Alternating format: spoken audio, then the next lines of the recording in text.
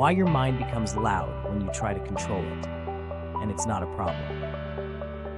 Why does your mind get louder when you try to control it? Most people think that if they could just control their thoughts, everything inside would finally go quiet. No more noise, no more mental chaos, just peace.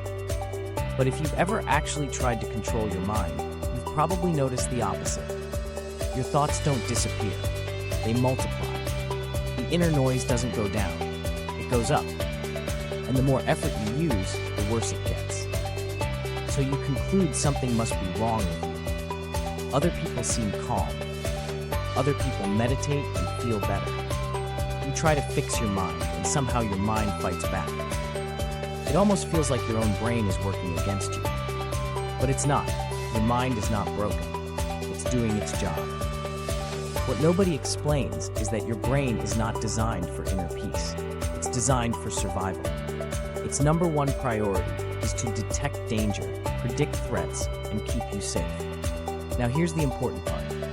When you start trying to control your thoughts, your brain does not read that as self-improvement. It reads it as a threat signal.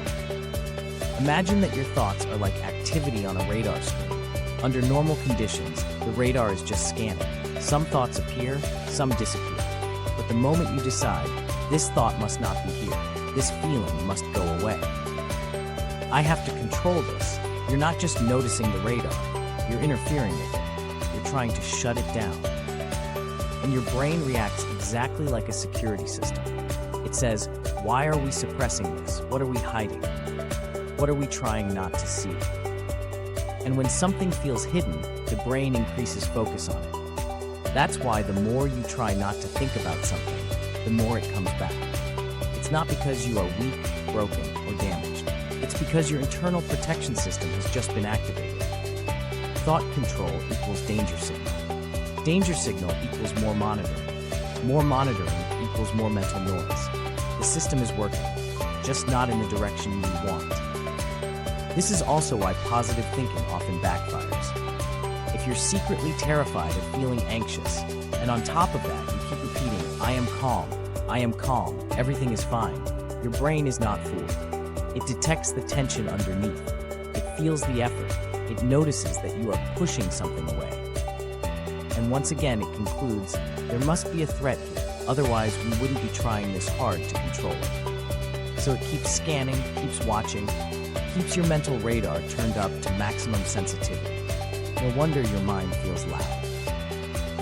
Now let's talk about intelligent people. If you're a smart person with an active mind, you don't just generate one or two possibilities.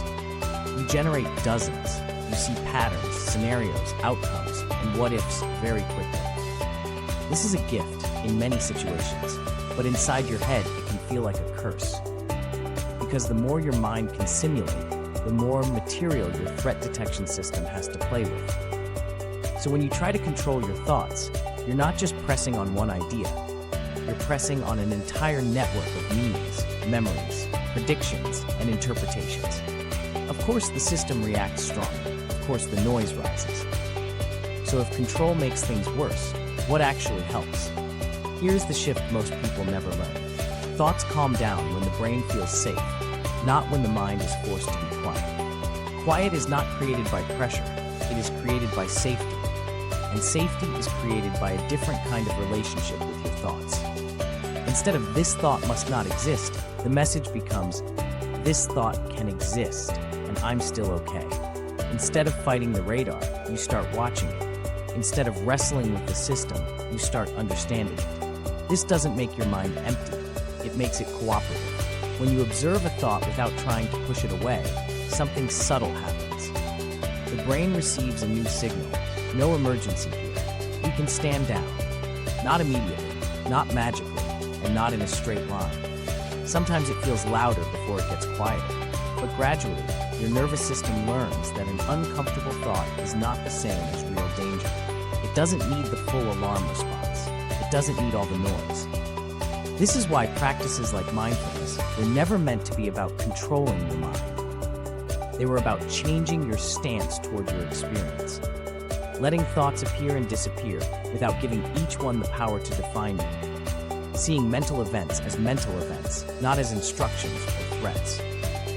Your brain still scans, it still protects you, but it no longer reacts to every small inner signal as if your life depends on it. The real shift is this: you stop treating your mind like a problem to fix and start treating it like a system to understand. Once you see how the system works, detection, interpretation, protection, you stop taking the noise so personally.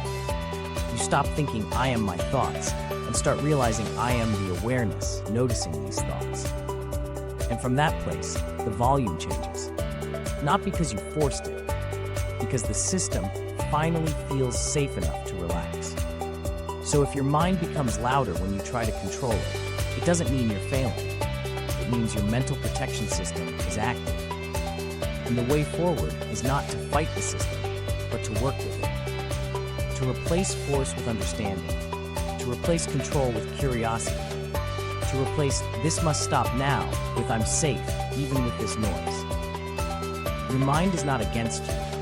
It's trying to protect you. And once it realizes you're not in danger, the noise that once scared you becomes just that, noise in the background. And that's when real quiet appears. Not as a trick, not as a hack, but as a natural side effect of a brain that finally feels safe.